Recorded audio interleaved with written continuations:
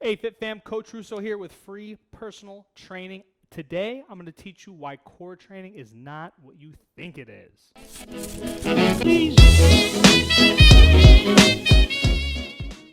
Okay, so when I ask people, hey, what's core training? They think abs, they think planks, maybe some yoga.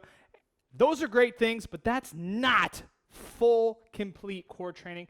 In order to train your core properly, you need to go over 3 aspects, and all of these are written about in the full article, but let me go over them here with you quickly. First is you need to stabilize your core. That is sort of an isometric like a plank. However, you don't do planks during the day, so you need to learn how to stabilize your core standing up. We do the tuck, suck, and squeeze.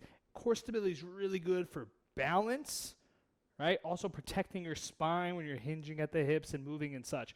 That is when core stability comes into play, and that helps protect your spine. The next aspect of core training is core mobility.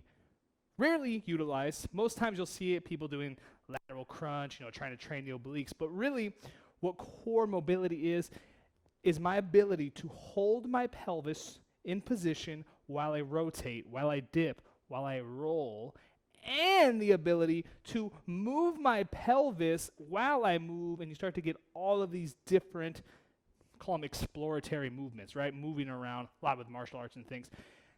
What core mobility does is I'm moving, but I'm not twisting my spine. Like if I lock in here and just twist my back, oh, game over. Or if I bend over, boom. That's why core mobility is important. Let me just take a second here, right here. If you guys want to train with us every Monday at 9:30, we do core strength live on Zoom for all people stuck at home and for all those who can't come to California to train. But I teach, and I usually have my mom here or somebody else, I teach all of these different aspects of core training and how you can tie them together to improve your fitness. So come join us. There's a link below. The last piece of core training, and arguably the most important, is force transfer. So force transfer, when we think about it, is usually from the legs into the core, into the upper body. And then that moves us, locomotive force.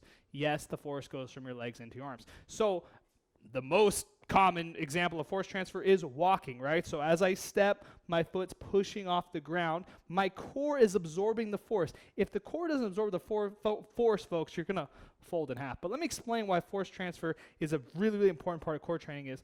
Let's say I push off and the force is coming up and my core isn't stabilized. Let's say I'm like really tilted.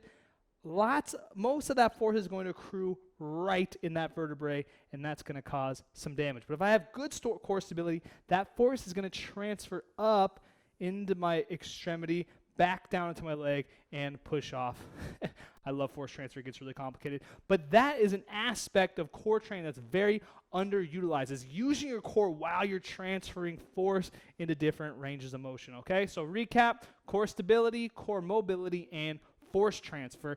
If you can't remember this all, folks, I've written an article with the help of my friend Steven Silver here that you guys can read and go over. I really, really, really, really want you guys to start increasing your ability to train your core, because it's not just planks, it's not just abs. It is a diverse and sort of complex method. But like I said, if you don't know what to do, join us on Zoom live every Monday at 9:30. Okay? So I'm Coach Russo, folks. This is You'll Be Fit Forever. I will see you next week with another video. All right? Take care of yourself. Peace.